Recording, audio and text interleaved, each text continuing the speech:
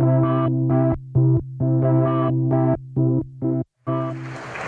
everyone, welcome on behalf of all GDG groups in Ukraine, welcome to the 4th annual GDG DevFest Ukraine, and this year we are growing even bigger. For those who remember, last year we were in cinema, we had 300 people and we were packed. This year we have over 500 people and you are here, you are in this huge hall and we are going to rock this day. Today we have people from all around Ukraine, but when I'm saying all around Ukraine, it's really, we have people from almost all cities and major cities in Ukraine. But besides having all people from Ukraine, we have people from all around the Europe. Over 8 countries are present on our DevFest. And the funniest part is that we also have people from South America. And it's so far from here that it doesn't even fit into slides. But why we are here? We are here to make new connections, new friends, to find new ideas. And now we are going to spend 1 minute. We will all stand up, please. And we will spend 1 minute talking to your friend on the left. Find out what is his name, what does he bring him here, and have fun. And we have 1 minute and it starts now.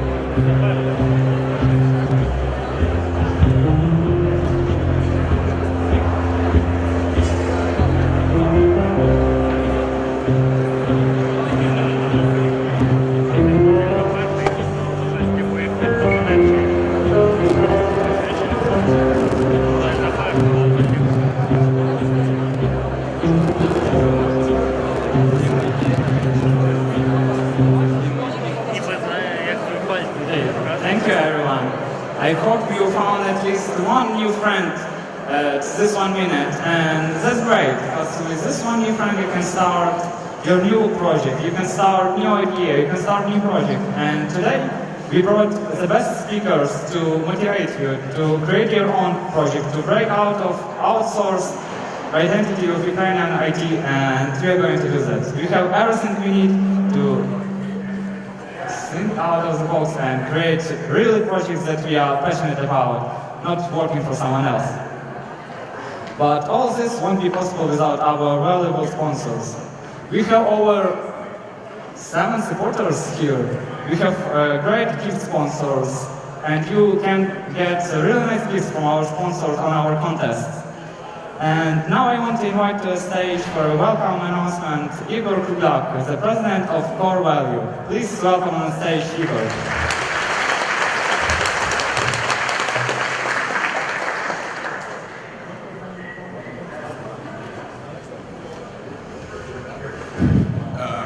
Good morning, everybody, and I would like to welcome you to the inaugural GDG conference here in Lviv. Вітаю and доброго ранку.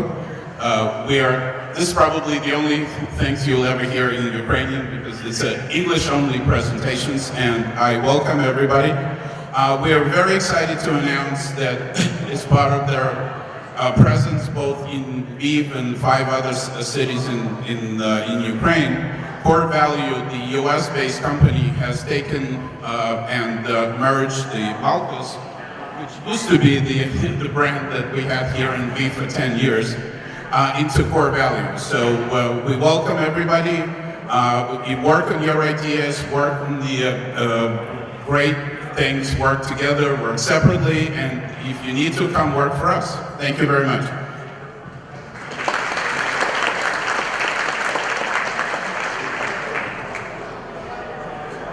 Thank you, Igor. After welcome announcement, we have few logistics things to know about.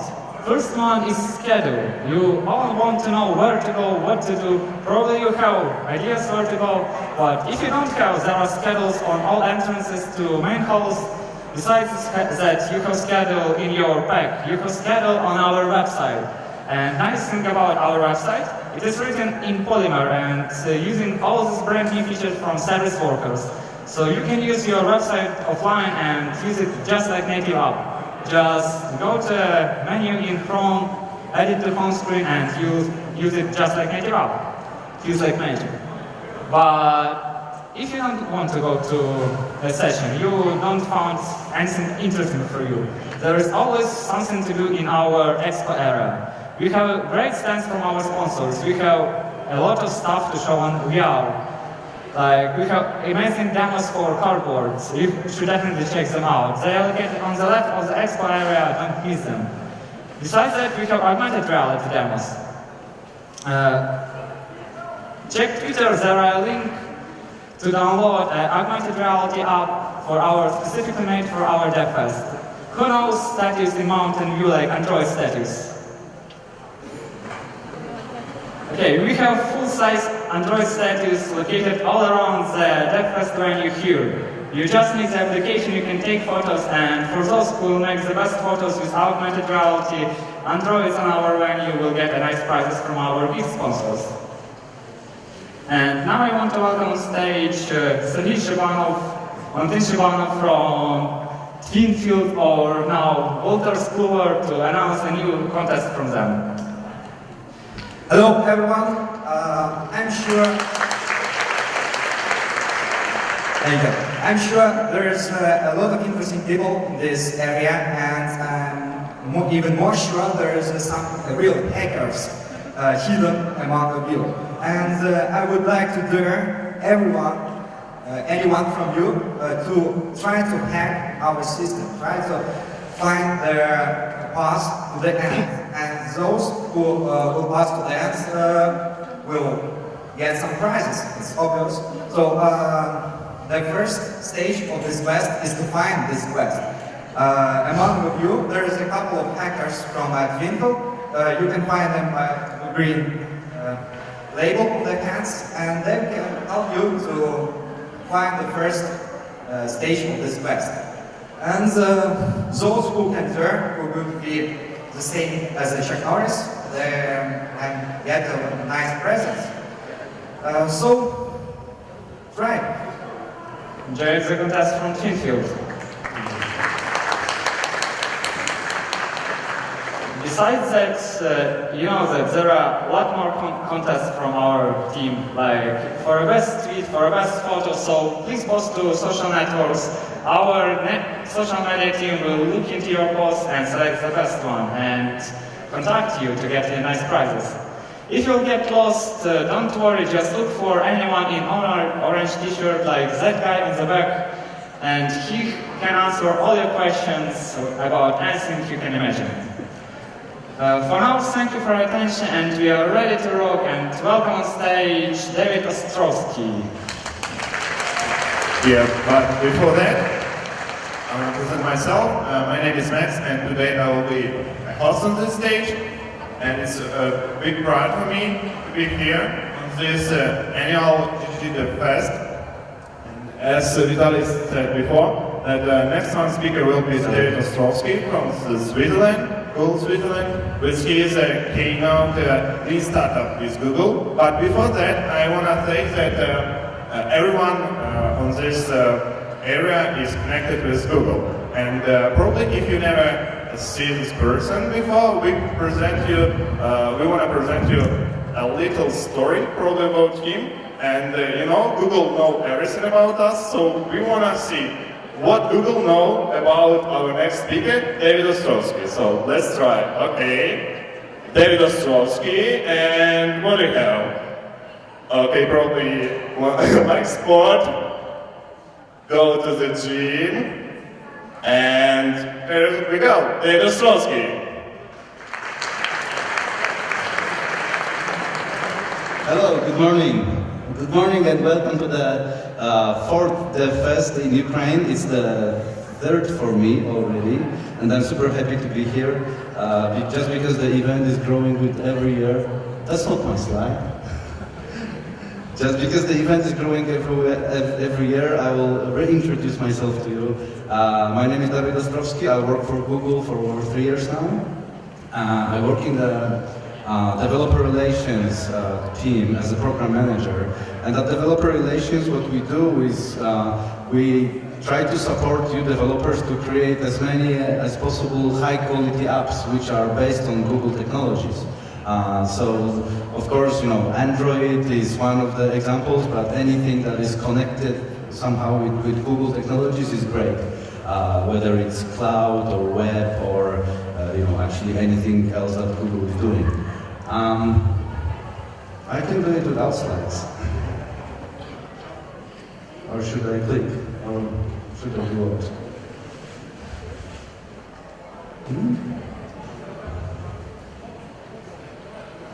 Okay.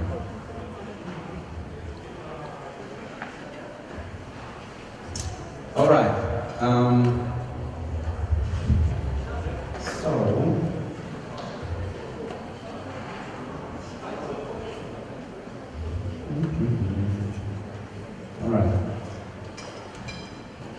So, you know, developer relations, the team that I'm working on, is part of engineering, and we support developers. So usually we are talking about technology only. But we've been talking with Vitalik before this presentation, how to inspire you, what we would like to change. Google supports developers in many different ways. One of the ways that we support developers is we support Google developer groups, which are so active here in Ukraine. So it's also the way for us to discover what our local needs. Some web application, you probably know that you need to serve somehow static files. For Node.js, there is a great library, Express.js. For other languages, platforms, there's a lot of solution for that. But within a Google Apps Engine, for static assets, you shouldn't even care. You say that you have a static assets, and when you deploy application, you deploy it on some storage, you don't even know where it is, and it's served by Google infrastructure. What good is that?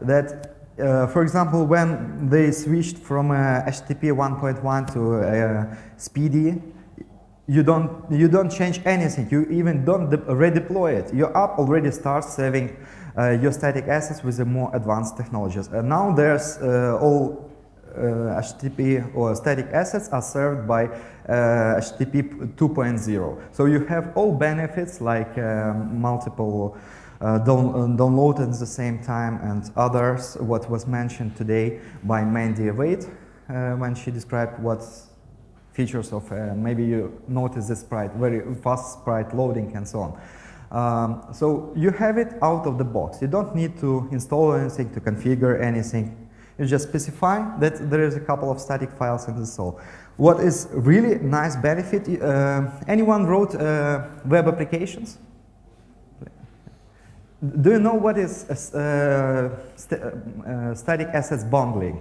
Where you have 100 JS files, you need to bundle it in one file, right? Within HTTP 2.0, that is supported by all major browsers, you don't need to do it. You just have 100 files.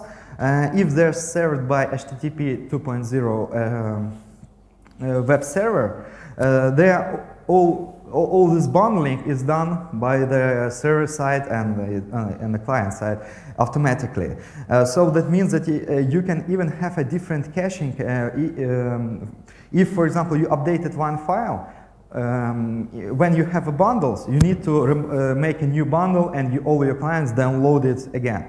But with HTTP 2.0, you just update the file, and within the request, they said all other files unchanged, and new version of the single file is uploaded. So there's a lot of benefits that you get for free just when using App Engine. So as I said, you focus on the code, and there are 4 languages that are supported by App Engine.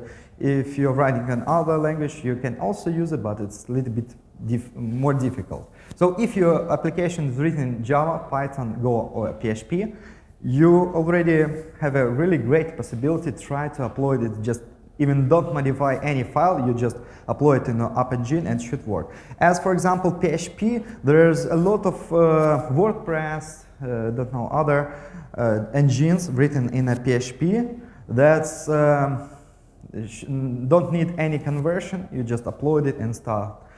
But in my talk, I would like to mention this, Go. You see it's a little bit highlighted. So, before that, I just want to know, anyone heard about Go? And anyone use it? Nice. So,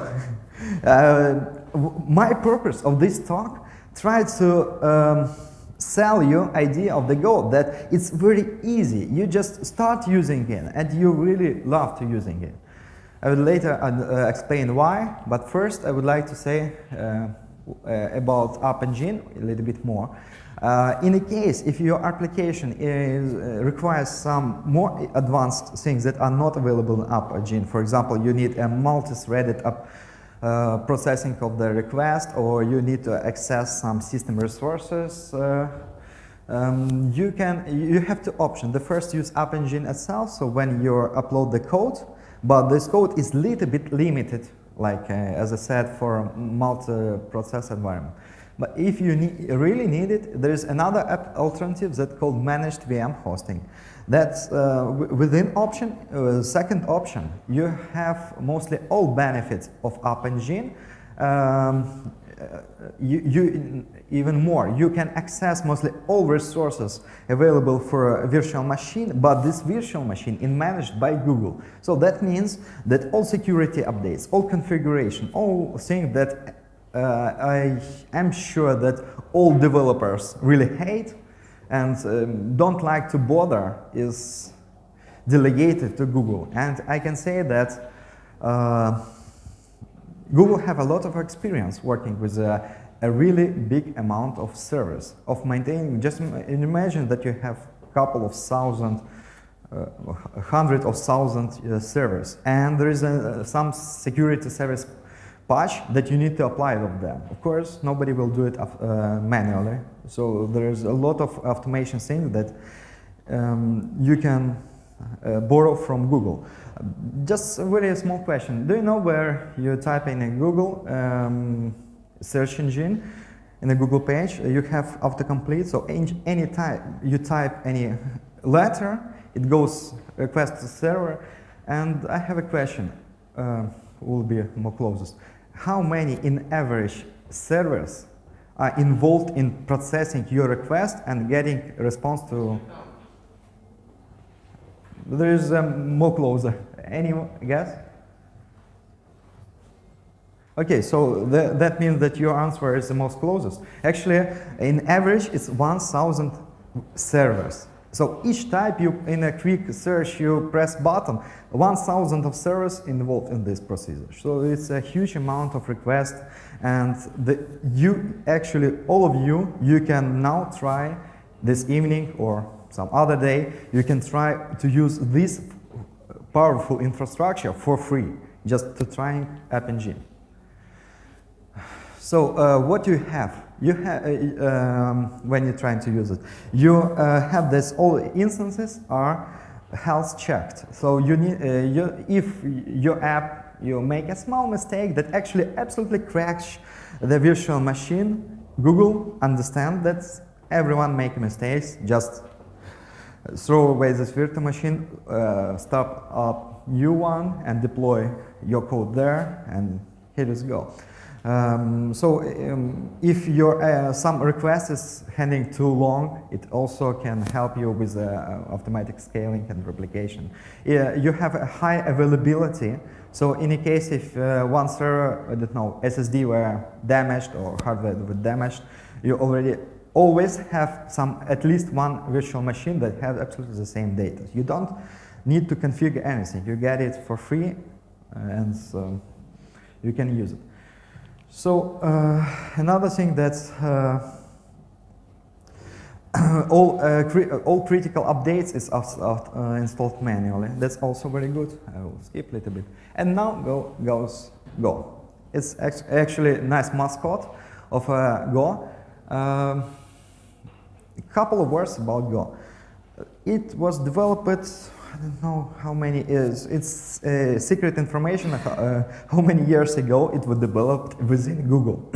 And it was developed just because they have a lot of C++ code that need to be compiled, that need to be tested, and need to be built and installed in different machines. But just imagine if you have a couple of million lines of code and you make some change and you need to recompile it, then recompile it again. Within one of the nice things with the Go that the first time, from the first stages of Go, it was just addition of C++ that allows you to write more simple code that is then transcribed into C++ and then compiled in binary code. After currently, Go compiler is also written in Go, so it's so it started from internal some secret lab of Google, and now it's available for the public. What is interesting with that it's very, very, very simple. If you take a look on some new modern languages, you should sometimes break your hand or head just by understanding some core principles of this language. Within Go, if you take a look, you will even think that it's too simple because there is no, for example, object inheritance. It's actually even no, they have interfaces, but the objects, any structure is actually object. You can put one object inside the other object and can, in this case, have some kind of inheritance, but one of the main principle of Go is simplicity. There is a structure, interfaces, channel. Channel is a very nice feature that's available in Go for inter-process communication. So you can, actually the channel is, you have some object, you put in the channel and you're done. You're sure that from other part of the channel is someone get this object. So channel is something like a pipe. There is a function and slide. That's all. You don't need anything else. You can develop a really complex and nice application with all these three simple things. Another is that the Go app is statically compiled. So during the build, after the build of your app, you have a binary file that you can upload to any machine that have the same platform, and it should run. You don't need to install any dependencies, like for example, when you write a Java code, you need to install at least have virtual machine and sometimes some other libraries configured and so on.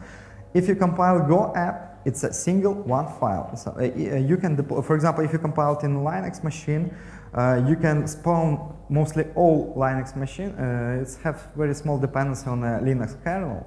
But in general, you can spawn mostly any machine virtual with Linux kernel, and you can run this app. The same for, even you can compile it into Windows binary. You don't know which parts are installed, that you just run it. So it's very nice. Also, it provides a possibility to detect, to correct your styling. You know, when you have 20 developers, you can just ask them to follow some style guides. But when you have a couple of thousand developers, it's very hard to check and to make sure that the software that developed, I don't know, in Australia by some very remote developer would be easily read by some Ukrainian developer or some developer in some other part of the world. Within Go, you have default tools that you can that can reformat your code to be readable, to be consistent between all developers who are developing in Go. Also, there is a couple of programs like GoVet that can even try to try to find some potential mistakes that you can make during the code. It's I understand there is a couple of mostly in each language there are some tools that can do as checks of your code. But what good with this that these tools are bundled with the Go SDK, and also this Go Wet program code is written by Google developers who do a lot of reviews and they know what potential problems could be. So you kind of borrow some skills, some knowledge from Google developers. It's quite nice. And another nice thing with the Go, that if some of you used Go 3 years ago, they can download last version of Go and start developing. There are mostly no any changes, no significant changes from one version to another. For 2 years, 3 years, they don't release a new version of Go. Why? Because it works. It's already solved mostly all problems that stand before the Go apps. They do some improvements more internal. For example, comparable to version 1.3, 1.5 have extremely nice garbage collection. As you know, there is a big pain of all languages that have garbage collection, this stop words events, when your app should pause for some time just to collect the garbage. With the last version of Go, they eliminated these stop world events for a couple of milliseconds. So actually you can write your code, you don't even mostly never noticed that there is a garbage collection stop world events. It's alternative way how the Rust is done. In Rust there is no any garbage collection at all, but within Go you can you just create an object, you have a reference to object, so you have mostly same that you have in a C++, but you don't need to care about garbage collection. It's extremely efficient. So all code is actually compatible. That means that if they create the new version, it sometimes happens once per couple of years, 1 year, but they also provide a standard tool, you write Go fix some. And this tool analyzes your code. In a case if there is something that should be changed, it changes your source code, and you're done. You don't need to follow all breaking changes. So it's very nice thing. Very rarely they introduce some. When they introduce some change, breaking change, if they introduce a change, it's non-breaking changes or breaking changes that could be fixed by Go fix. And another small thing, mostly all tasks within Go, it's done by single command. So, for example, if you need to get dependency, you say Go get. If you need to build something, you write Go build, and so on. So very intuitive for me. No. So I think that's good time to show some demo.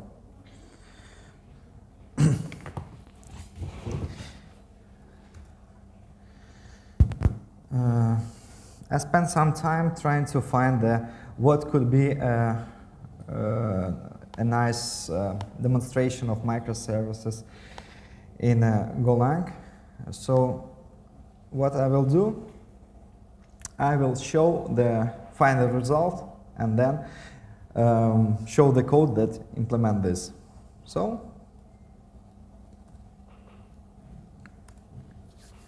very simple, you see? Very simple. Let's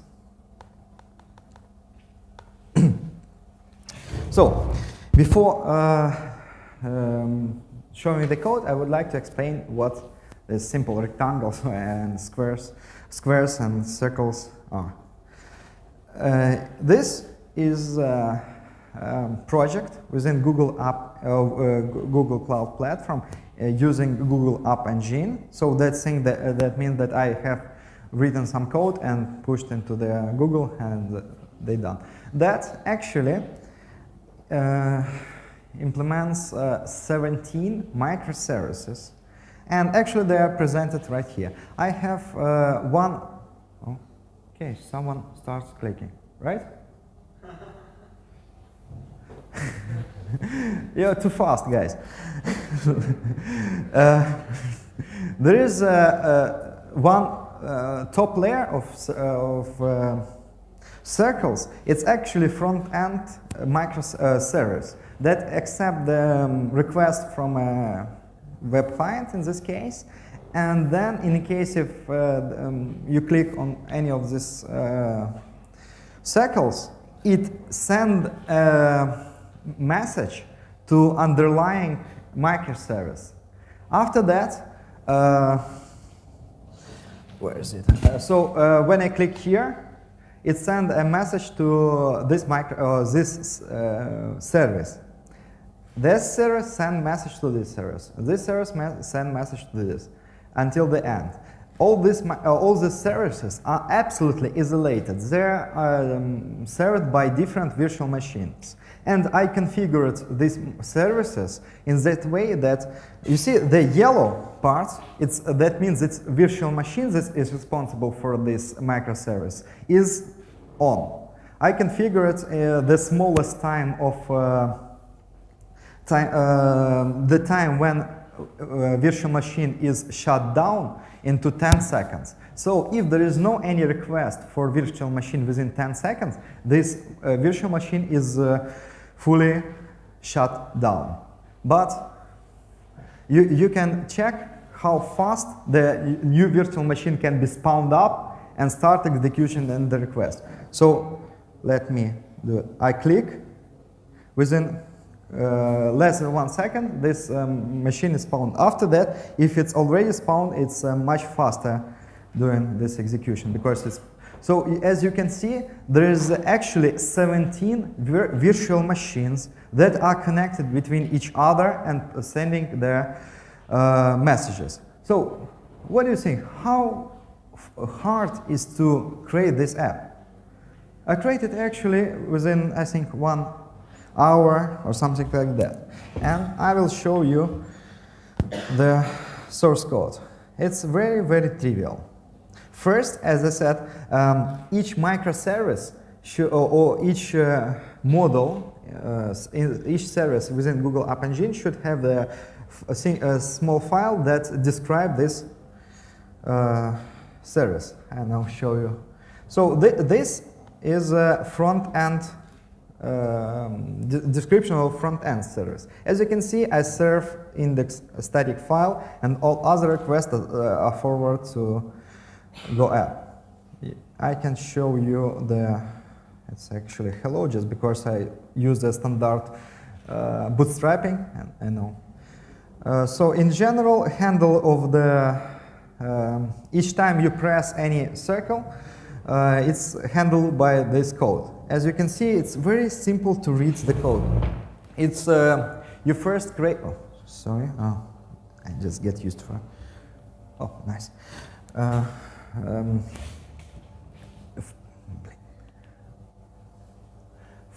First you create the context, then I just to know in which to understand in which circle you pressed, I get the last part of the request, gets a number, and then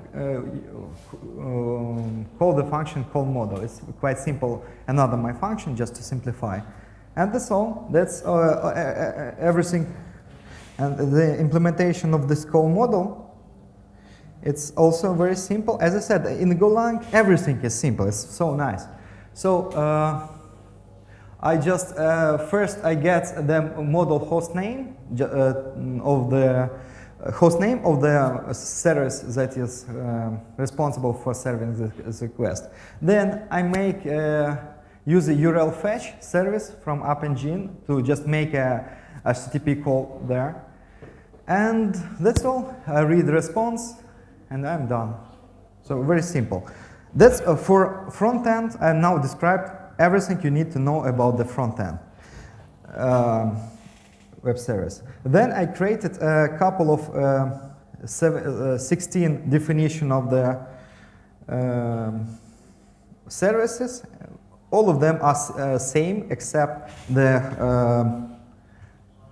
name of the model.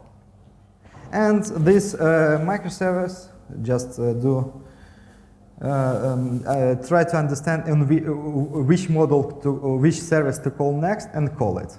Very simple. But now I would like to demonstrate the last things that I really like, and within the next demonstration I would like to demonstrate why and what is good in microservices. So within Google App Engine you have a developer's console when you can see a lot of nice things, versions and instances. So for example, I can go to instances and see how many instances for each. But also, you have, where is this? It's on, for now only one instance, but of course it changed if mostly everything. So now just imagine, I found conceptual bug in which service? Let's find some sample web service or service, and let's demonstrate how easily I can deploy. All the services are deployed individually, and they are run in the individual virtual machines. So, for example, I want to change this service in the way that it goes not down, but it goes left. Call not service that down, but the one on the left. So I do it very, very easily. I can do it even without, just imagine I was resting in some nice place near the sea, and someone calls and said, hey, this rectangle should not call the down, but should call left. What can I do? I just open this console. As you can see, there's a shell that's available in the web, so I don't need to install any plugins for a web browser. What I have here, I have all sources of my app. So I start editing. It's readable, I hope. I will edit the source code of my service, and it should go not. I will do it such way. If there is a column greater than 0, then I should call not the next row, but left column. Great. So I made some patch on my service. Write down it's. Oh.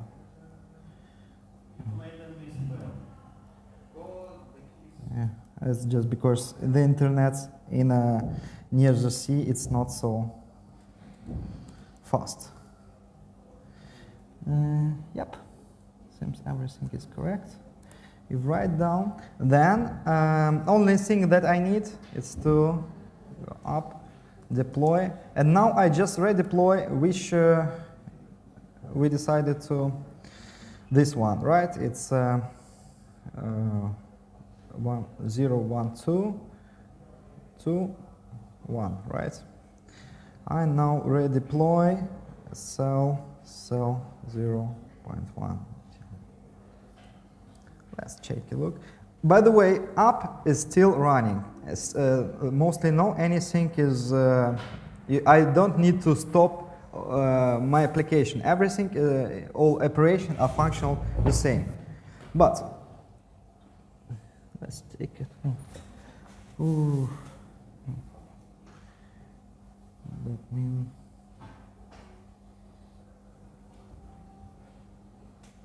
Did I check something?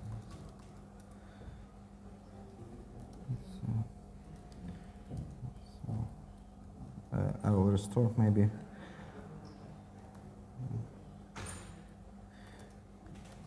As you can see, if there is some problems with the source code, it's the first I will try to deploy as it was. Deploying is, as you can see, it first scan what files need to be deployed, then compile in this step. Okay, so first I redeployed this app. It's now already serving. Then I modify some Let's go.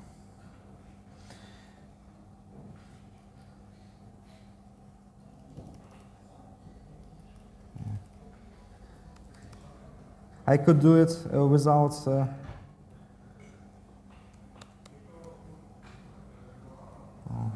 greater than 0. I could do it locally, but I would like to demonstrate it.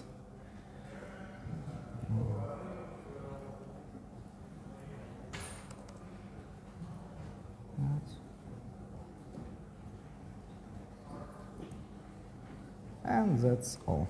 That should be done.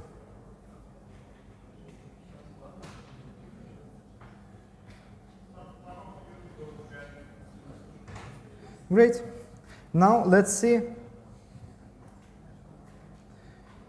Please, guys, stop clicking just to demonstrate. Now I will issue the request to this. Oh, you saw that it goes not down, but going to left. But so that what I did, I did not stop my application. I just fixed one of my services, deployed on the in the cloud, and it just started working. As you can see, that's all. I can do it very easily, and you said the code is very simple. I will publish it on GitHub. This it's already published, as I remember. Overbreed. It's available on my GitHub. It's github/olostan. So, and now I have mostly no time. At least a couple of slides left. Yeah. What about if user right now interacted with your site? Yep. What should you do? Because we just saw the situation when when you ask to not click in somewhere. I ask only just to demonstrate that it behave differently. Yeah, but in real site, when you're deploying to the production, It's just fixed. Okay, so there is just a parameter that you can stop to deploy. I don't stop anything.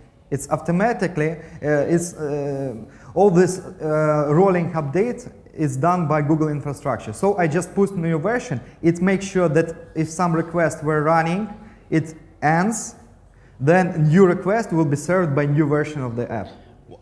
So it's mostly zero deploy, zero time of downtime. There is no downtime. And what about front end? If you deploy in front end or something, you should prevent user to see all data, right? And how will you manage this situation? You always have a version of current model, so you can check which version was, if you're ready to serve the same data or not. So you always have the version of deployed up. Okay. That's all. Okay. But the good thing is there is no downtime. You don't need to stop up, upload new, start up. Everything is done, as I said, by Google, and more they use rolling updates. So when some request is processing, it processed until the end, but new requests are served by another version. Moreover, you can have a two version available in the same time running, and you can do A/B testing. For example, for some based on some locations, 50% of customers goes to one version, and 50%. So you can do some beta testing of your apps. It's present. So unfortunately, I don't have a lot of time. Just want to summarize something about microservices. The first, as I said a couple of times, the microservice is not a library. All these libraries that pretend this that you can use, you just download this library and start using, it's a fake. Microservice is more, it's not a technology, it's more about mindset and the way how you develop it. The second, that's when you're building microservices, you're proposing to create a fix, to be able to fix any problem, any piece of the code within minutes. Normally, if you know if you have big solution, all releases done by couple of hours, couple of days, even sometimes. With if you start developing in a microservice way, you have the ability to fix some very large system within a couple of minutes.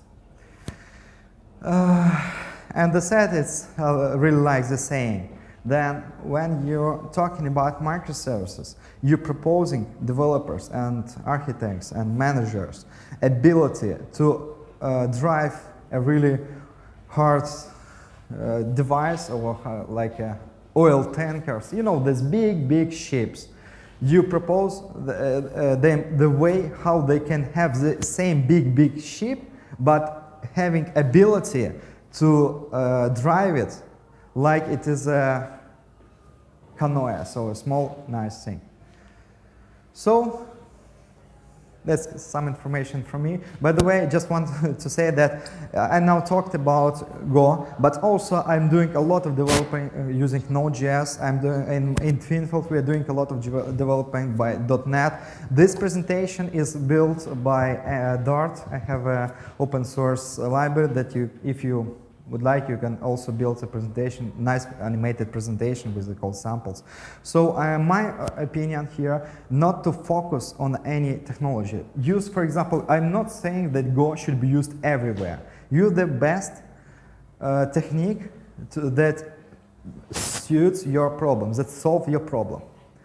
And is it, I understand Go is great for microservice when there is small piece of functionality, small code, but have a big system that contains of this code. If you have some other requirements, you can use a Dart, really nice platform and language. You can use Node.js for building, for example, Node.js is good when you on the layer of communicating with a single page application on client side and server side. So just choose the best, what you like, and have a really flexible mind. I think that's the most important. So, thank you. I hope you'll enjoy this presentation.